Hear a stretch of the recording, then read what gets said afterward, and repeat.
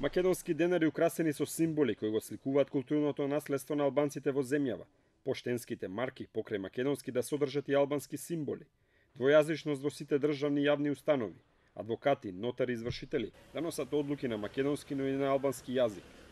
Новиот предлог закон за употреба на јазиците предвидува поширока употреба на јазикот што го зборуваат најмалку 20% од граѓаните во земјава.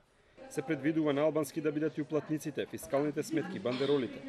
Униформите на полицајците и пожарникарите, како и мантилите на здравствените работници, ќе бидат и на албански, односно на јазикот што го зборуваат најмалку 20% од граѓаните. Можеби во насловот на предлог законот зборот јазик е во множина, но реално во него покрај македонскиот единствено е спомнат само уште еден јазик, албанскиот. Токму ваквиот дискриминаторски однос најкритикуван од стручната јавност. Албанците се ставаат во надредена положба во однос на другите заедници.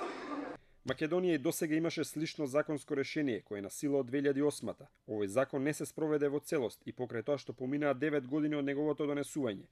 Дел од јавните институции под заканот парични казни ја спроведоа двојазичноста, други и денес не се двојазични. Во некои општини двојазичноста стана секојдневие, во други сосема изостана. Во некои албански средини пак двојазичноста беше спроведена по сопствен рецепт, со комплетно отстранување на таблите на македонски јазик или прешкртување на македонските називи.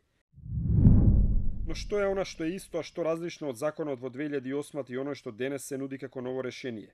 Уште пред 9 години двојазичноста влезе во собранието и во министерствата. Двојазичност постоеше и во судските и во управните постапки, како и во постапките пред народниот правобранител. Иста можност имаше и во рамки на изборниот процес, а граѓаните од другите етнички заедници имаа право на двојазични лични документи. Се менуваа имињата на улиците, плоштадите, мостовите, а албанскиот стана втор службен јазик на ниво на град Скопје. Во реалноста и самите банкноти и поштенски марки веќе подолго време имаат албански символи.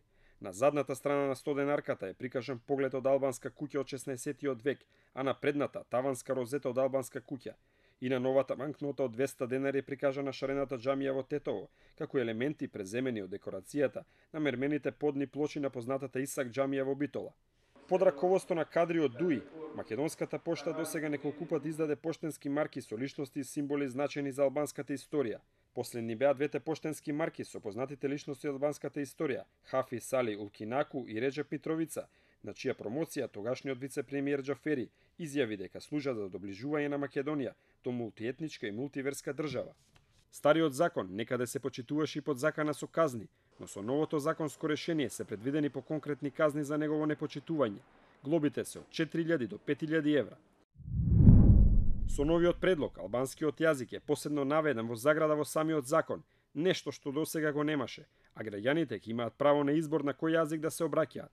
Предвидено е употреба на втор јазик на седници на владата, спомнати се парите, поштенските марки како и униформите.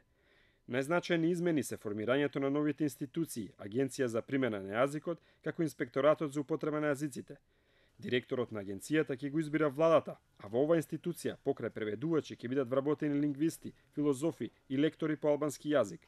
Ако биде изгласан новиот закон, веднаш вон сила ќе биде старото законско решение. Во првите 6 месеци од неговото донесување треба да се испочитува членот 7 од законот, а тоа значи тројазични табли во сите институции. На таблите прв ќе биде македонскиот јазик, втор јазикот што го зборуваат 20% од граѓаните во таа единица и трет англискиот јазик. Новиот закон ќе биде товари за државниот буџет. Во првата фаза предвидени се трошоци од околу 3,5 милиони евра. Законот ќе значи потреба од дополнителни вработувања, пред се на преведувачи и лектори.